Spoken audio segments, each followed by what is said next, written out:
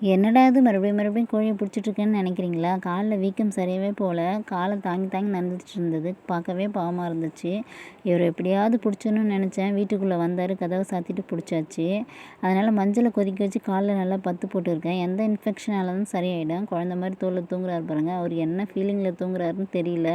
இன்றைக்கி நம்மளை மசாலாவாக ஆக்கிடுவாங்களோ அப்படின்ற ஃபீலிங்லேயே இருக்கார்.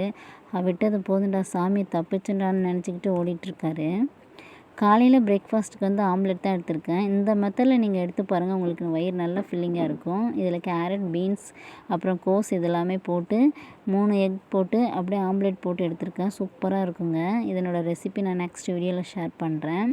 ஃபுல்லாகவே நான் எடுத்துக்கல. இது காலையில் மதியானம் 2 வேளைக்கும் எடுத்துக்கிட்டேன். இது கூட கேரட் ஜூஸும் எடுத்துக்கிட்டேன். நல்லா ஃபில்லிங்காக இருந்தது. மதியம் லஞ்சுக்கு மோர், இது கூட அப்பளம், அப்புறம் வந்து வெண்டைக்காய் போட்டு காரக்குழம்பு தான் ரெடி பண்ணியிருந்தேன். இன்றைக்கி இந்த விளாக் பிடிச்சிருந்தா வீடியோக்கு ஒரு லைக் கொடுங்க. நெக்ஸ்ட்டு பார்க்கலாம். பாய்.